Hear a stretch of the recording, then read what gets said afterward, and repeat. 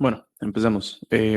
Buenas tardes, mi nombre es Luis Cascante y hoy estamos aquí para hablar un poquito de unit testing del lado del frontend, qué es unit testing, cómo lo hacemos, qué deberíamos testear, em, si hay algo que no deberíamos testear o qué partes de aplicaciones, vamos a agarrar un ejemplo de React para ver qué testeamos, cómo se testea, cosas así. Entonces empecemos.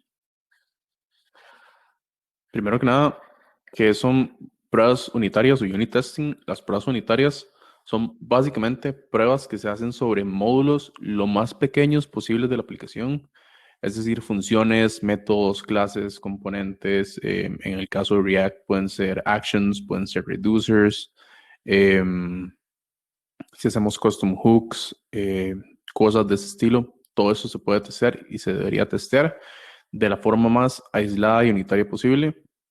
El objetivo de la prueba es básicamente estar seguros de que esa pequeña parte del código aislada del resto en un escenario puede ser happy path, un escenario feliz donde todo está bien, o non-happy path, donde algo se va a quebrar, funciona o no funciona como debería. Básicamente, lo que les estoy diciendo es que hay que escribir código que pruebe el código que escribimos.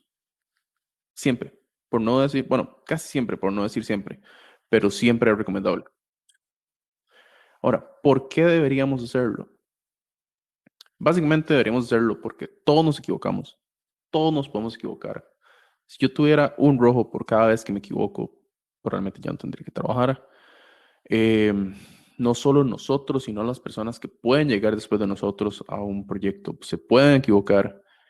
Pasa mucho que cuando llegan desarrolladores nuevos a un proyecto, no siempre tienen como el scope gigantesco de todo lo que hace cada componente del proyecto, de dónde puede afectar un cambio pequeño en algún lado, puede explotar por otro lado. eh, y a veces las inducciones son duras. Entonces, una prueba bien hecha puede evitar que un cambio que parezca que no está relacionado a nada no se explote por otro lado. Además, y un asterisco aquí, protegemos el pipeline o los ambientes de desarrollo posteriores a nuestro desarrollo local. Podemos tener detección de bugs temprana, no en producción, no probamos las cosas en producción que se quiebran en producción. Em, Además de que una muy buena forma de probar si un bug se arregló o cómo se arregla es creando un test que falla al principio hasta que obviamente arreglando el bug se arregle. Y también, ahora vamos a ver un ejemplo, nos ayuda a entender mejor el problema.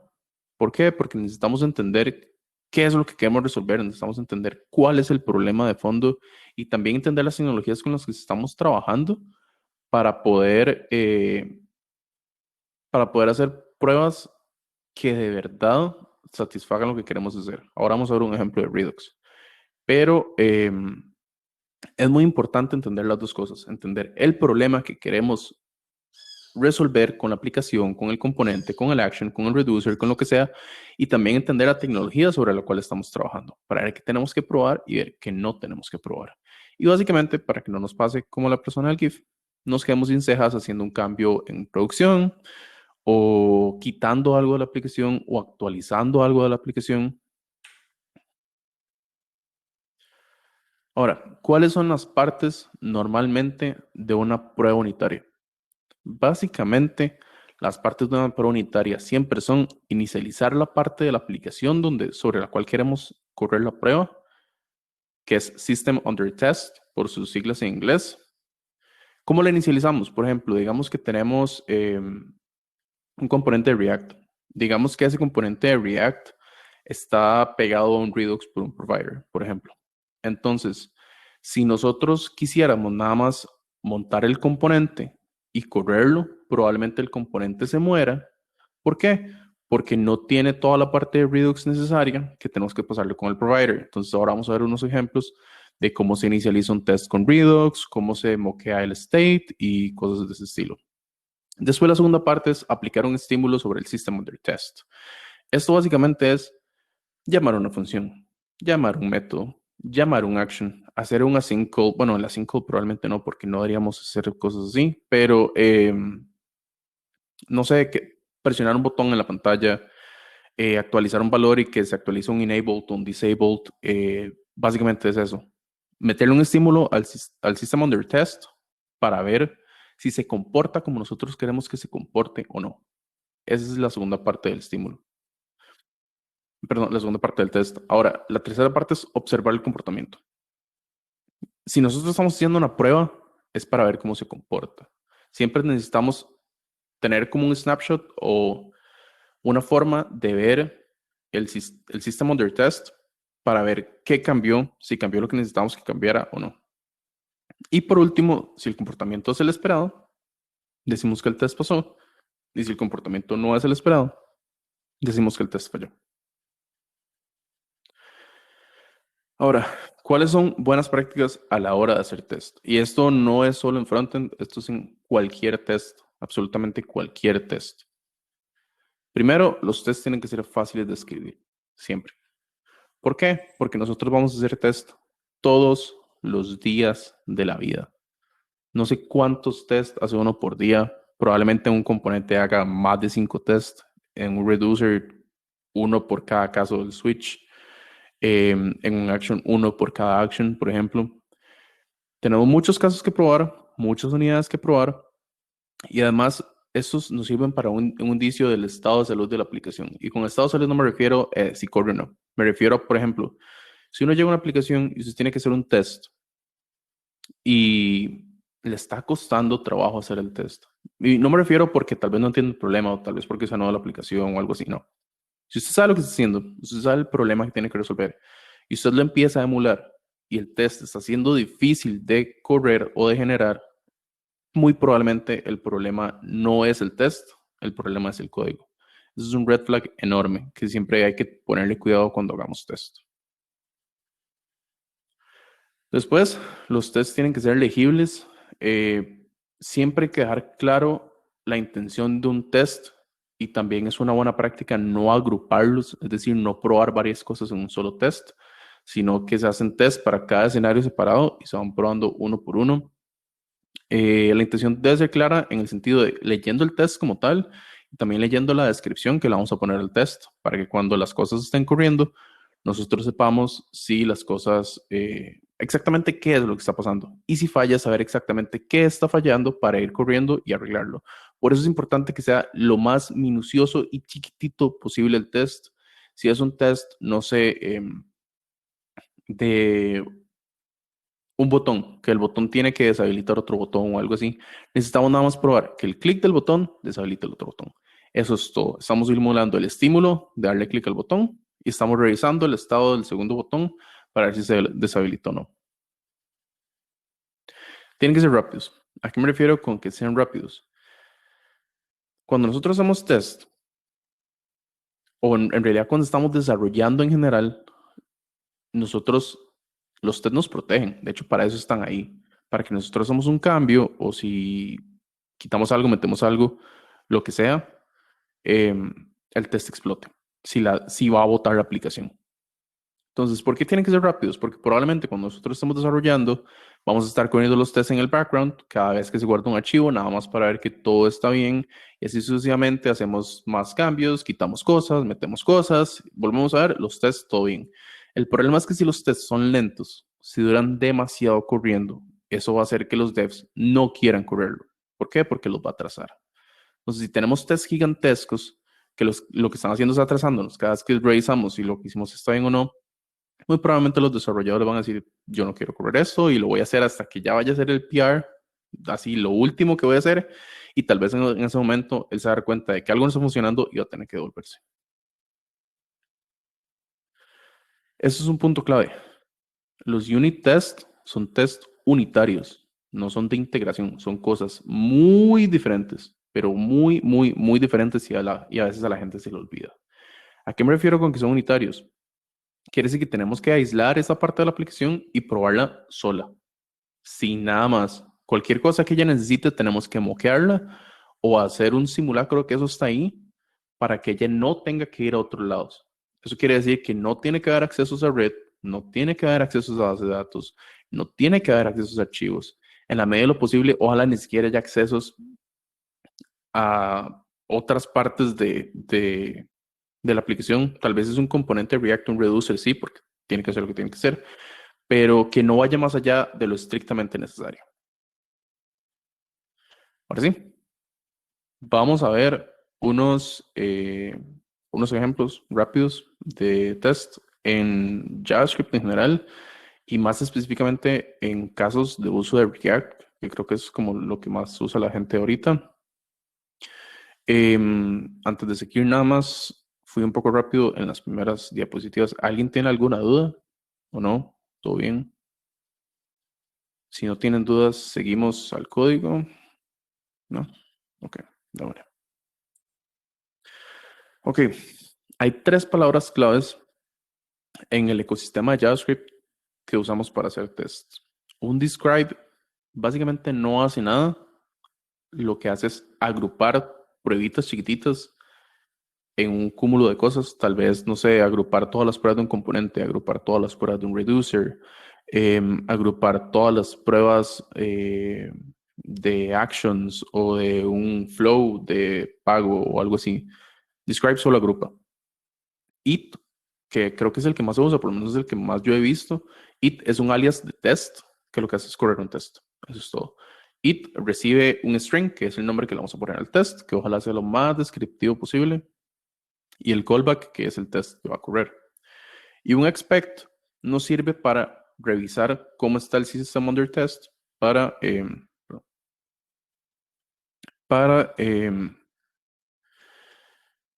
tener acceso a los valores y tener matchers para ver si el valor de verdad es lo que queremos que sea o si el valor es otra cosa completamente diferente. Entonces, ¿cómo se ve un test? Normalmente en JavaScript, en frontend, se ve algo como esto. Tenemos un describe que lo que hace es, como dije, agrupar los tests. Ahí podemos ponerle, no sé, formulario de registro o formulario de login o lo que sea que esté agrupando. Y dentro del describe vamos a tener varios tests pequeños que lo que hacen es montar cosas, eh, extraer cosas de los wrappers del test, eh, hacer expect, como en el segundo caso, de que un valor que vamos a extraer de algún lado sea igual al valor que esperábamos o un punto to equal que sea igual al valor que esperábamos. Entonces vamos a ir viendo casos más concretos. Esto, antes de seguir, eso es una aplicación pequeña que hice para la charla. Básicamente es un formulario médico, un multi-step. Tiene varios steps. Tiene un step de, solo voy a enseñar rápido. Tiene un step de información general. Entonces aquí vamos a ponerle ponte, rápido. Tará,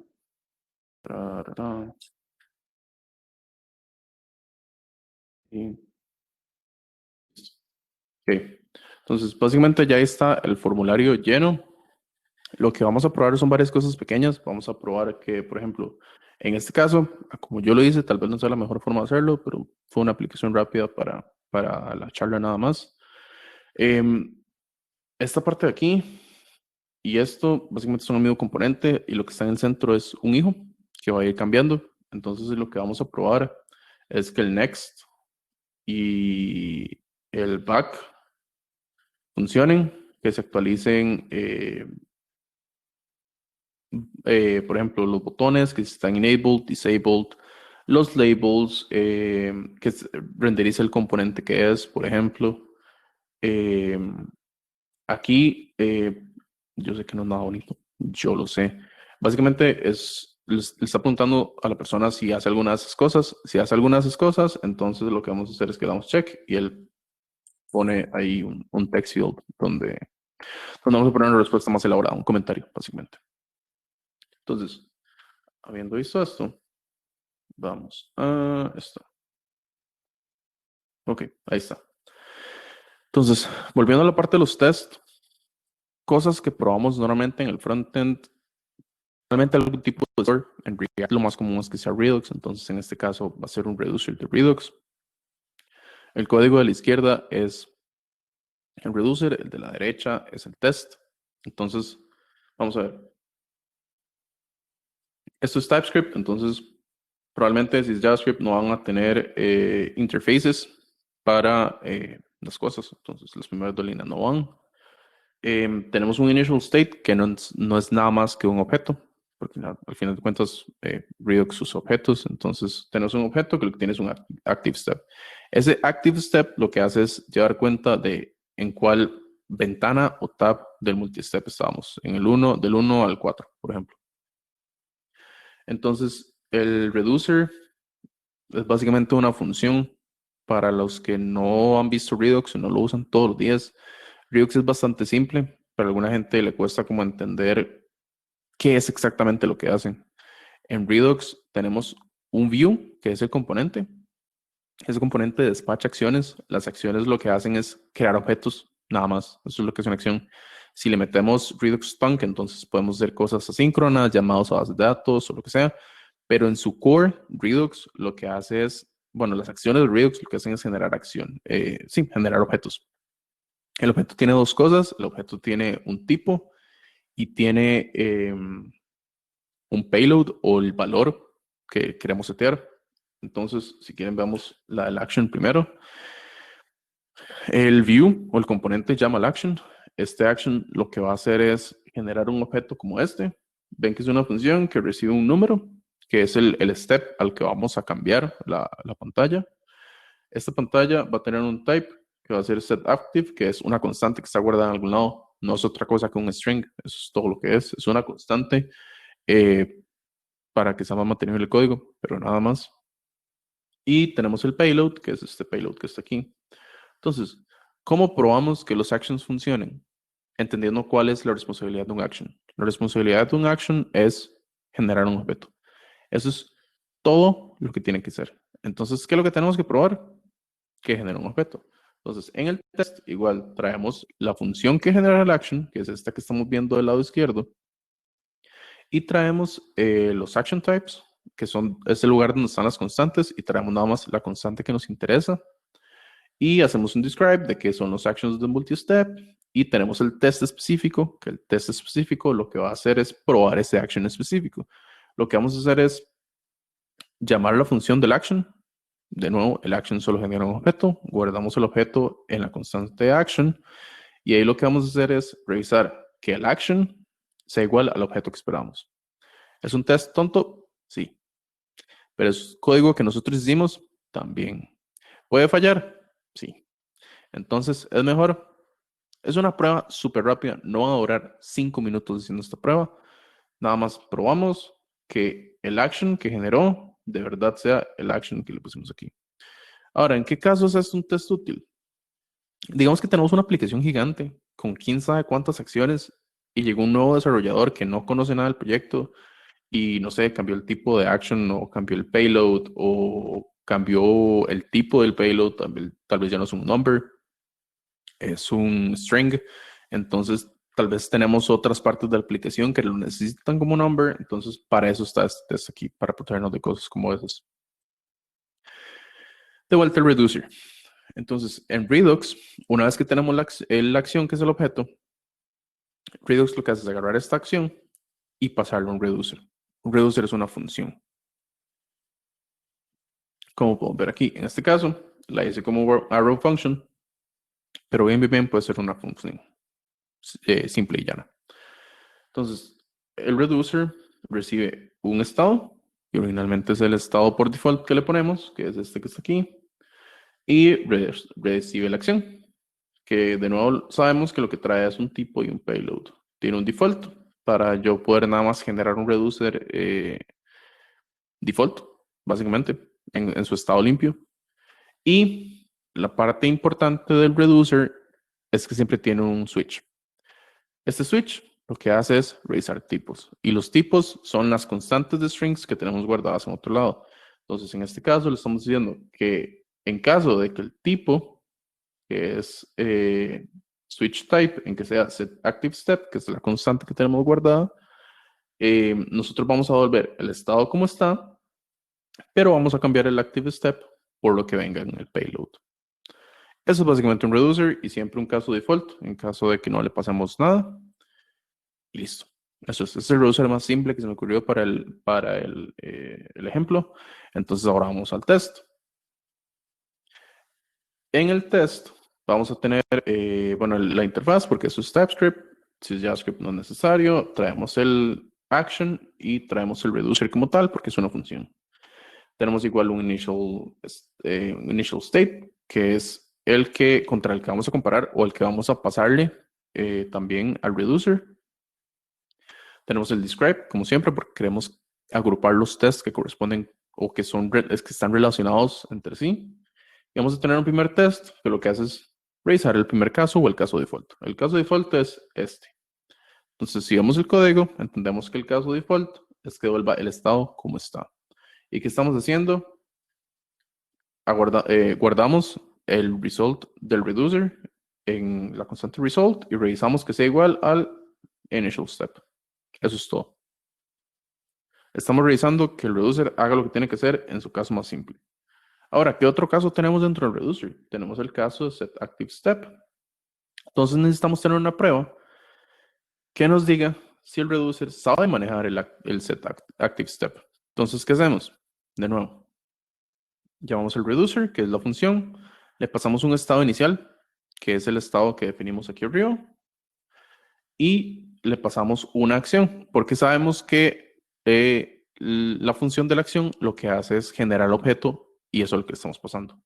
Y le estamos diciendo que va a generar un objeto con un payload de 1. Entonces sabemos que si lo que queremos es actualizar el valor del tab en el que estábamos, el valor después de llamar a la acción tiene que ser un valor de 1 en el active step. Entonces eso es lo que estamos haciendo. Un expect del result, que es el nuevo reducer, sea igual a un objeto que tiene un active step de tipo de valor 1. Eso es básicamente probar un reducer. Ya vimos el action. Y no sé si se acuerdan cuando les dije que una prueba no debería ir a red, una prueba no debería ir a bases de datos. ¿Cómo hacemos eso? Con mocks. Los mocks son muy útiles. ¿Por qué? Porque más de una vez uno tiene un sitio que tiene servicios y esos servicios van a la base de datos o van a unos microservicios a hacer lógica de algo o lo que sea, pero no queremos que eso pase. ¿Por qué? Porque eso es lento. Además de que, por ejemplo, si tenemos nuestros ambientes de desarrollo en AWS o algo así, o en Firebase, por ejemplo, cada llamada síncrona es plata. Y cuando estos tests corran en el pipeline para ver si la aplicación se quebró o no se quebró, si hacemos el deploy o no hacemos el deploy, de cada vez que se haga un test va a estar haciendo llamadas si no hacemos un mock. Entonces, ¿cómo hacemos un mock? Digamos que yo tengo un módulo que se llama módulo, que es un servicio que trae datos de algo, lo que sea. Entonces, en el archivo de test, antes de empezar a escribir los tests, nosotros podemos hacer un jest.mock y le pasamos el nombre del módulo.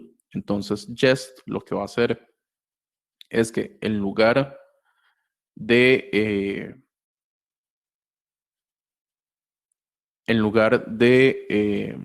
correr todo el código al archivo y ir al módulo, inicializar la llamada síncrona o la llamada a la base de datos o lo que sea, cuando él vea que tenemos un mock para ese módulo que él va a importar, él no lo va a importar, va a usar el mock. Entonces, dentro del mock, nosotros podemos ponerle métodos como método 1 y decirle nada más que es un jest.function, si no es que devuelve nada, porque algunas veces no devuelve nada, nada más hace algo y ya. Entonces, ¿qué hacemos nosotros con esto? Jest nos permite ver cuántas veces se llamó, el mock nos permite ver con qué valores se llamó, entre otras cosas. Entonces, esto nos sirve porque, por ejemplo, si nosotros queremos hacer una aplicación que vaya y actualice un cambio en bases de datos, nosotros, como son pruebas unitarias, no queremos probar que el MAE de verdad vaya y haga el cambio en bases de datos.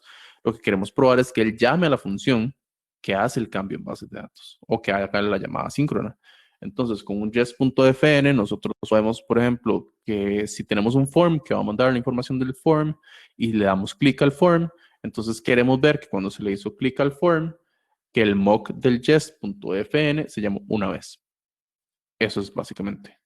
Por eso es tan importante que las pruebas sean aisladas y de verdad unitarias. Si hay imports, de nuevo, a microservicios, si hay imports de queries de datos o controllers o lo que sea, siempre deberíamos hacer un mock del microservicio o del query o del archivo que va a hacer eso para que él no inicialice esas llamadas asíncronas o esas cosas que toman tiempo, tanto para que los tests en local no duren tanto, como para que en nuestros ambientes de desarrollo, test, UAT o lo que sea que tengamos ahí en el pipeline, nos estén haciendo llamadas constantes cada vez que hay un cambio, cada vez que hay un deploy, porque al final de cuentas eso es plata. Después podemos tener otros tipos de mock. Podemos tener, por ejemplo, un mock que es un error function que devuelve 5. Este caso es útil como cuando nosotros esperamos un valor de vuelta. Digamos que nosotros tenemos que hacer una operación ahí y esperamos nada más que nos devuelva un valor. Entonces, si nosotros ponemos el valor, nosotros vamos a probar lo que hace esta parte de la aplicación específica con este valor. Eso es todo. Después puede ser también, por ejemplo, una función que devuelve una función. Eso pasa mucho. Nada más para ver si esta función fue llamada o no, o con qué valores fue llamada, o cuántas veces fue llamada. Y podemos tener lo mismo, nada más una función, que eso es muy común, que devuelve un arreglo, que devuelve un objeto. Nada más como para que tengan el ejemplo ahí de qué se puede hacer. Y ahora vamos a ver un componente ya en código. Para los que no sé si han visto React Redux, y si no, podemos hacer como un workflow ahí rapidón. Me avisan si se ve bien el texto, si no lo puedo hacer más grande. Les agradecería si alguien me puede decir si se ve bien o no. O tal vez así un poquito más grande. Y sí, yo sé, yo estoy loco por tener un tema claro, pero más grande, Melissa, ¿todavía más o ahí está bien?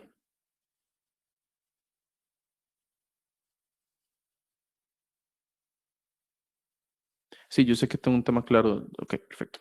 Yo sé que mis ojos van a sufrir todo lo que ustedes quieran, pero ya me acostumbré. Entonces, vamos a ir viendo el multi-step form, que es el que les enseñé aquí, que es el ejemplo que hice para la charla. Básicamente lo que vamos a hacer es la prueba de que los cambios se hacen bien, de que, por ejemplo, este botón se deshabilita cuando está en el step 1, porque si está en el step 1 no queremos que él, si está en valor 0, no hay un tab -1, no queremos que él permita ir un tab -1. Entonces, lo deshabilitamos y queremos probar que él se deshabilite. Déjenme nada más aquí ver ahí. Ajá. Perdón. Eh, Ahí se habilitó. Tiene un next. Tiene next y back. Sigo. Y en el último, ya el botón no dice next, dice finish. Entonces, eso es algo que también tenemos que probar para ver que en ese caso específico las cosas están funcionando. ¿Cómo hacemos que el finish se habilite? Le damos agree to terms. Listo. Habilitado. ¿Y qué es lo que hace? Lo que hace es en consola, bueno, ignoramos los warnings, qué pena, nada más pone ahí el console log de toda la información que agarramos del form. Entonces, de vuelta el código, vamos a ver. Lo que tenemos es un montón de imports de componentes.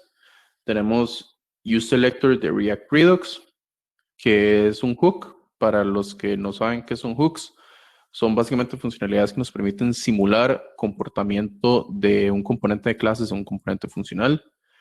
Eh, Tenemos unos componentes de Material Core para hacerlo más fácil y los estilos. Entonces lo que vamos a hacer es inicializar los estilos, nada más para usarlos. Y tenemos un Active Step, que es el valor que vamos a extraer del Redux, que es exactamente el valor que nos dice en cuál tab estamos. Y esta función ahorita la vemos. Vamos a irnos un momento al return, que es para los que no han visto React nunca. El return es lo que nos dice qué va a pintar el componente. El resto es lógica.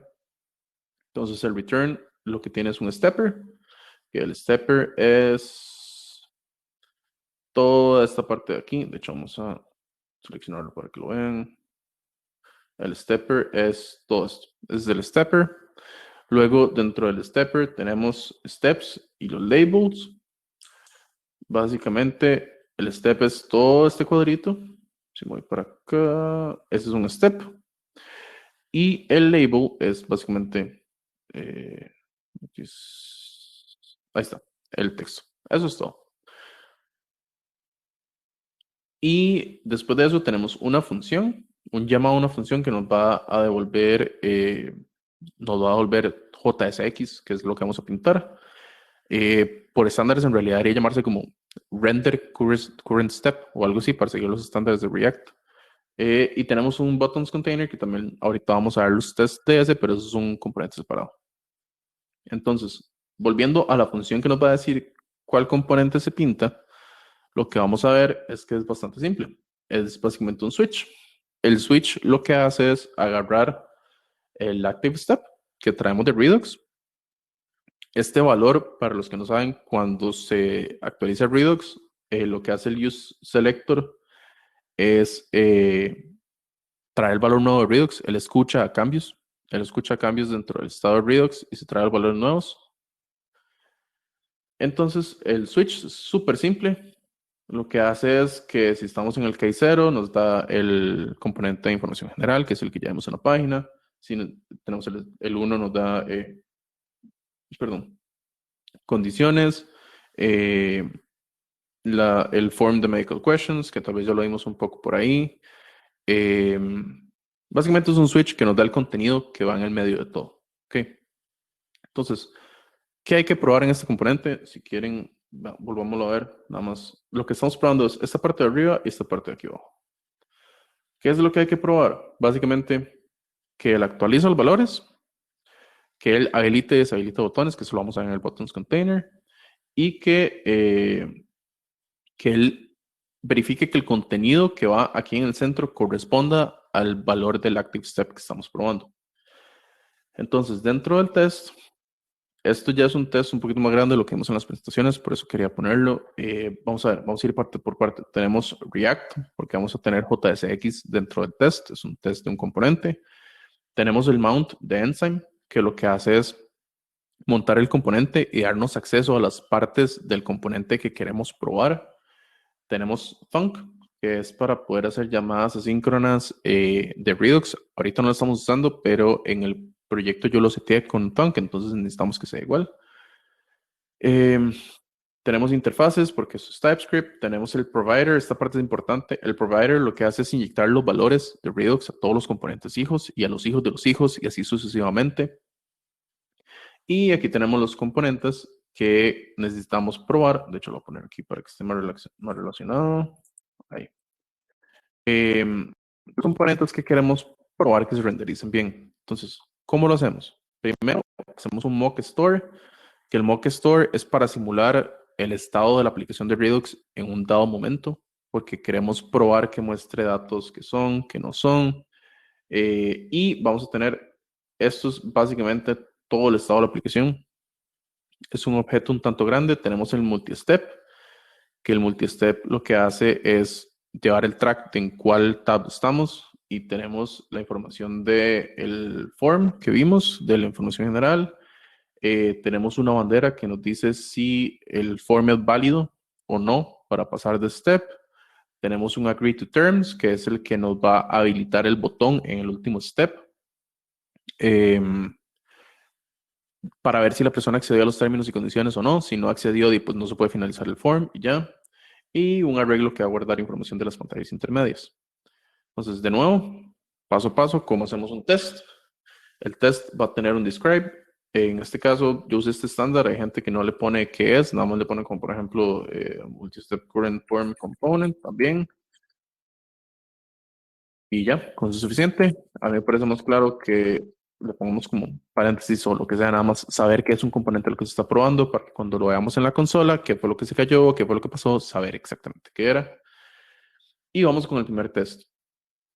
Para mí, ¿cuál es el primer test que siempre, siempre, siempre se tiene que hacer en una aplicación frontend, la que sea, que el componente por lo menos funcione? O sea, que lo renderice y que haya algo en la pantalla. ¿Cómo hacemos eso?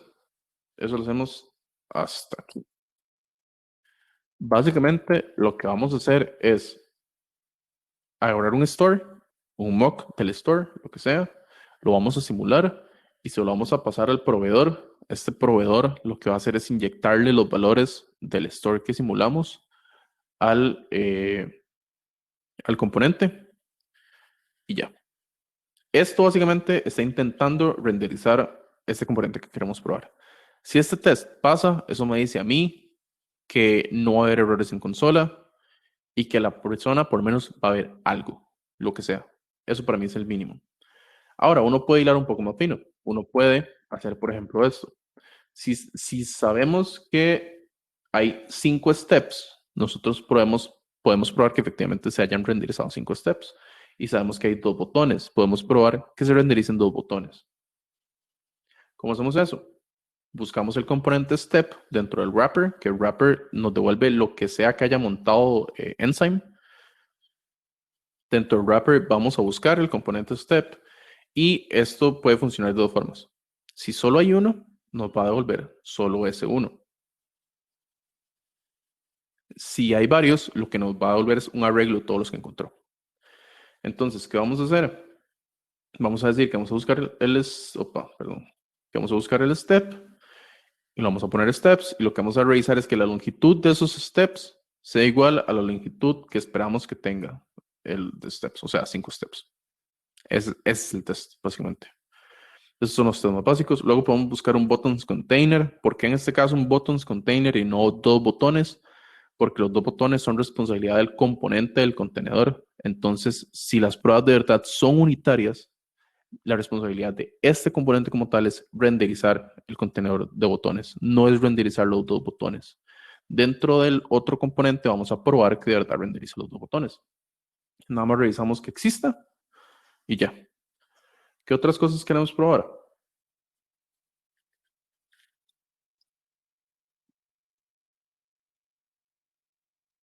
Queremos probar que con un set de datos específico de Redux, él haga lo que tenga que hacer. Entonces, ¿qué hacemos? Por ejemplo, queremos probar que con multistep, que con el Active Step 0, él ponga el contenido correspondiente al Active Step 0. Entonces, lo que vamos a hacer es moquear el store con lo que sea que tenemos en el Active Step arriba para no tener que hacer este chorro de objeto cada vez que vamos a hacer un test. Nada más modificamos la parte que queremos simular y montamos la aplicación. Una vez que montamos la aplicación, si todo sale bien, nosotros sabemos que con un Active Step 0, él tiene que poner el formulario de información general, que es el primer formulario de la lista. Entonces lo que hacemos es que dentro del wrapper de Enzyme buscamos el componente del formulario y nada más revisamos que exista. Eso es todo. Después tenemos otros steps parecidos. Por ejemplo, sabemos que si en este test, sabemos que si con un valor de 1 tiene que poner el contenido correspondiente al valor de 1, es decir, al segundo tab. Sabemos que con un valor de 2 tiene que poner el tercer tab y así sucesivamente. Eso es. Hasta el valor de 4, que es el último. Porque 4, para los que no son programadores, me imagino que saben que siempre empezamos a contar desde 0, entonces es uno menos. Este tiene que mostrar el quinto tab y listo. Esta prueba es bastante simple, pero nos da como una base de cómo buscar cosas dentro de un wrapper para ver que las cosas estén funcionando como tienen que ser, cómo verificar que el contenido que está en la página de verdad sea el contenido que tiene que estar en dado momento, dados ciertos datos en Redux, que al final de cuentas lo que estamos haciendo es simulando un estado de la aplicación en un momento dado en el que el usuario lo puede tener. Ahora,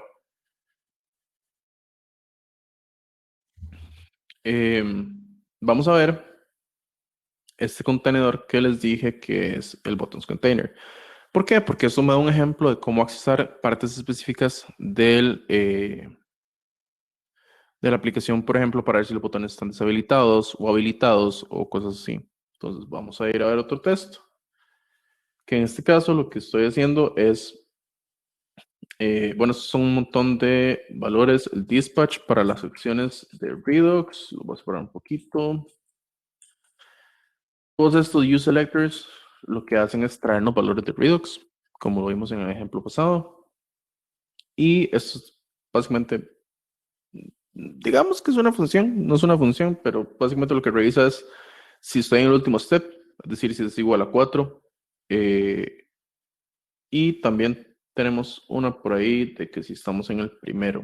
Entonces tenemos una función que nos dice qué hace el botón de next y tenemos otra función que nos dice qué hace el botón de back. Y aquí tenemos lo que vamos a dibujar en pantalla, el JSX. Y lo que vamos a hacer es, yo no sé qué cambio hice, no, sí, ese cambio es todo, perdón. Lo que hacer es renderizar un contenedor que tiene los dos botones. ¿Cuáles dos botones? Estos dos botones de aquí. Entonces, ¿qué tenemos que probar? Vamos a los tests. De nuevo, traemos todos los componentes que queramos buscar, todas las acciones que queramos que la aplicación llame. Ya casi me quedo sin tiempo. Lo que tenemos que hacer es igual, montar el estado, buscar que se renderice bien. Vamos a tener que buscar que tenga dos botones, es decir, buscamos el componente de botón y le decimos que tiene que haber dos y que el primero, de hecho es el segundo, porque la aplicación se inicializa diciendo que el form no es válido para que la persona tenga que llenar la información. En props disabled, que es que si está habilitado o no, es true. Eso quiere decir que necesitamos revisar que el segundo botón esté deshabilitado por defecto. Luego, tiene que decir que vamos a revisar que cuando el índice es 0, deshabilite el botón de atrás. Entonces, ¿cómo hacemos eso? Sabemos que el initial step tiene un active step de 0. Y nada más revisamos que el primer botón esté deshabilitado. Luego tiene que cambiar el label del último botón cuando estamos en la última pantalla para que no diga next, sino que diga finish. Igual, montamos esto, moqueamos el store, montamos la aplicación y buscamos el botón, el segundo. No tiene que decir, no tiene que decir next, tiene que decir finish.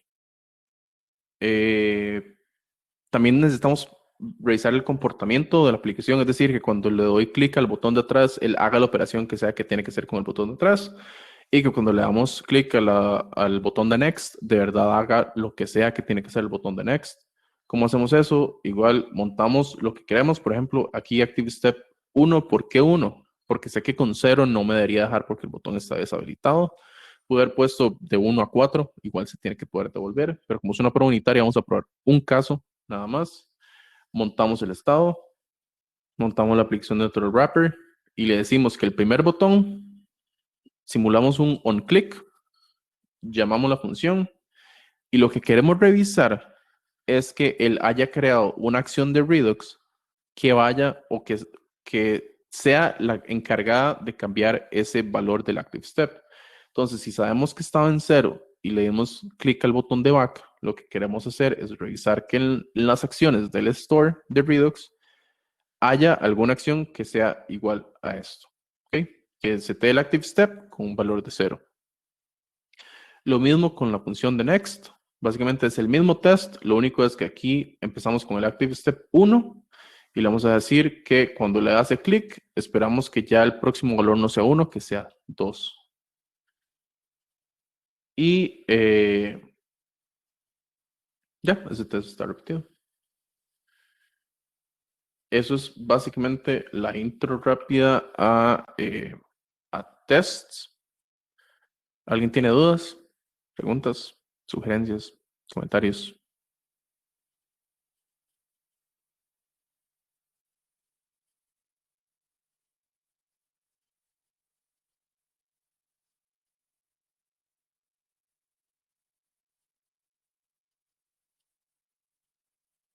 Preguntas a la 1, preguntas a las 2, 2:30, 2:75. Ok, perfecto. Con mucho gusto, Andrés. Estamos entonces. Muchísimas gracias por haber pasado. Cualquier duda en el perfil de Hopin, está mi LinkedIn o mi Twitter. Pueden preguntarme por ahí. O cualquier cosa de desarrollo en general. Siempre estoy feliz de ayudar a la gente a aprender o con POCs que tengan y que pasen buena tarde. Chao.